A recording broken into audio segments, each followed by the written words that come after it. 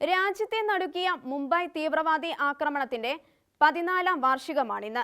2008 November 26-ന് രാത്രി ആരംഭിച്ച ആക്രമണത്തിൽ നിന്നും നഗരത്തെ പൂർണ്ണമായി മോചിപ്പിക്കാനായത് 3ാം ദിവസമാണ്.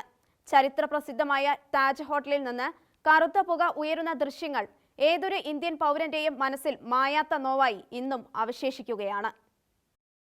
പാകിസ്ഥാനിൽ നിന്ന് കടൽമാർഗം ഗുജറാത്ത് വഴി മുംബൈയിലെ കഫ് പരേഡ് തീരത്ത് ബോട്ടിലെത്തിയ 10-അംഗ ഇസ്ലാമിക തീവ്രവാദ സംഘമാണ് മുംബൈയെ മണിക്കൂറുകളോളം മുൾമുനയിൽ നിർത്തിയത്. ആക്രമണത്തിൽ വിദേശികൾ ഉൾപ്പെടെ 166 പേരാണ് കൊല്ലപ്പെട്ടത്. ദക്ഷിണ മുംബൈയിലെ gate way of India, Taj Mahal palace, Chhatrapati Shivaji terminal, Nariman പോയിന്റിലെ ഓബ്രോയ് ട്രൈഡന്റ് ഹോട്ടൽ എന്നിവിടങ്ങളിലായിരുന്നു തീവ്രവാദ സംഘം കനത്ത ആക്രമണം നടത്തിയത്.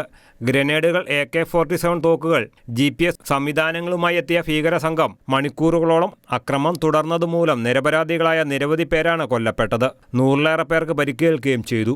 ആദ്യ ആക്രമണം മുംബൈയിലെ ഛത്രപതി ശിവജി ടെർമിനൽ ആയിരുന്നു. 58 പേരാണ് അവിടെ നടന്ന ആക്രമണത്തിൽ കൊല്ലപ്പെട്ടത്. തുടർന്ന് 2 ഭീകരർ ട്രൈഡന്റിലും 2 പേർ താജ് ഹോട്ടലിലും 4 പേർ നരിമാൻ ഹൗസിലും പ്രവേശിച്ചു.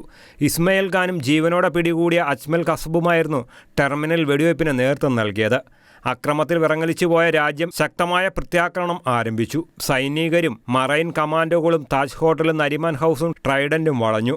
അകത്ത് പെട്ടുകിടക്കുന്ന സാധാരണക്കാരെ ബാച്ചുകളായി ഇവർ പുറത്തെത്തിക്കുകയും ചെയ്തു. നവംബർ 28-ഓടെയാണ് ട്രൈഡന്റ് ഹോട്ടലിലെയും നരിമാൻ ഹൗസിലെയും ഓപ്പറേഷനുകൾ അവസാനിപ്പിച്ചത്. എന്നാൽ നവംബർ 29-നാണ് NSG എത്തി താജ് ഹോട്ടലിൽ നിന്ന് ആളുകളെ പൂർണ്ണമായി പുറത്തിറക്കിയത്. 9 ഭീകരരെ സുരക്ഷാസേന വധിക്കുകയും ചെയ്തു.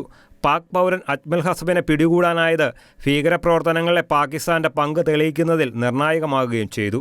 അജ്മൽ ഖസബിനെ 2012 നവംബർ 21-നാണ് തൂക്കിലേറ്റിയത്. ഭീകരാക്രമണത്തിൽ മലയാളിയായ NSG commando major Sandeep Unnikrishnan ഉൾപ്പെടെയുള്ളവരെയാണ് രാജ്യത്തിന് നഷ്ടമായത്. ഭീകരാക്രമണത്തിൽ ജീവൻ കൊടുത്തവരെ സ്മരിച്ചുകൊണ്ട് മുംബൈയിൽ പ്രത്യേക അനുസ്മരണ ചടങ്ങുകൾ നടന്നു.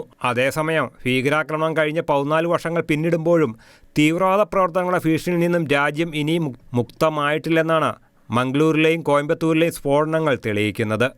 News desk Shigina news.